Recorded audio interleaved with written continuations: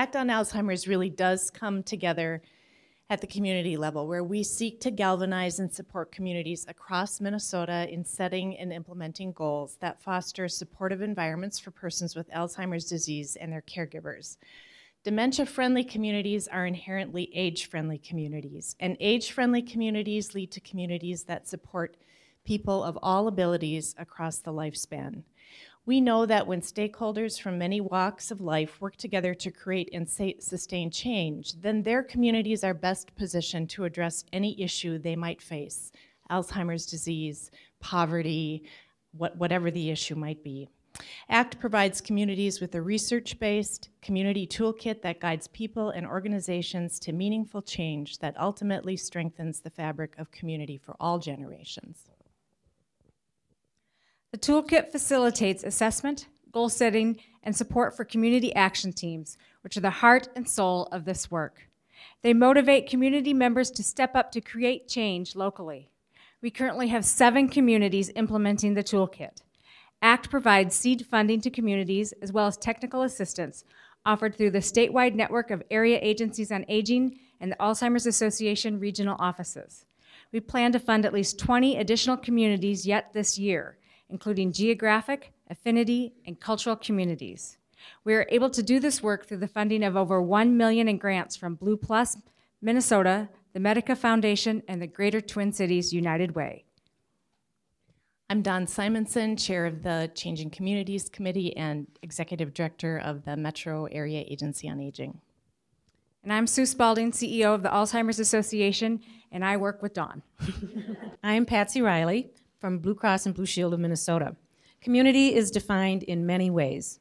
Not only is BlueCross and BlueShield excited to financially support the important community work of ACT on Alzheimer's, but we want to step up as a model to the business sector to be a community ourselves.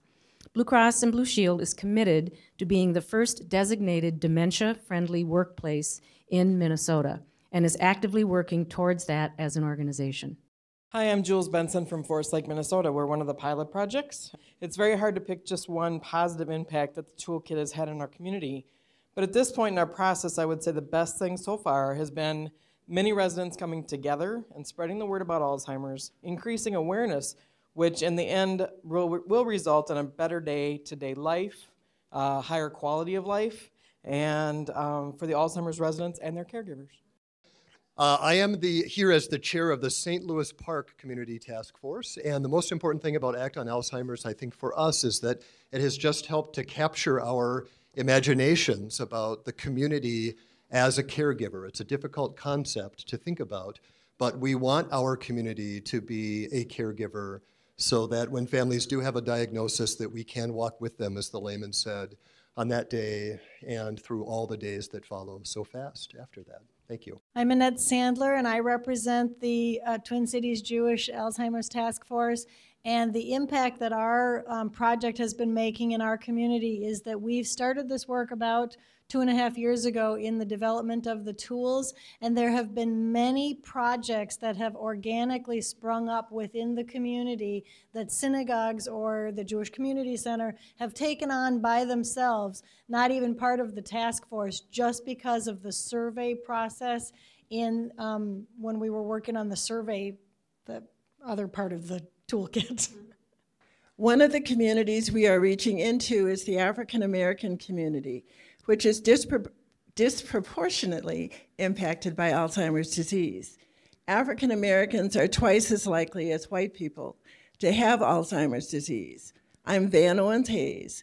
As a member of the African American Leadership Forum, I currently serve as a community bridge builder to the African American community, and I'm working with Black churches to increase the African American community's knowledge and awareness of Alzheimer's, including signs of the disease, preventive measures to delay onset of the disease, and resources for patients and caregivers.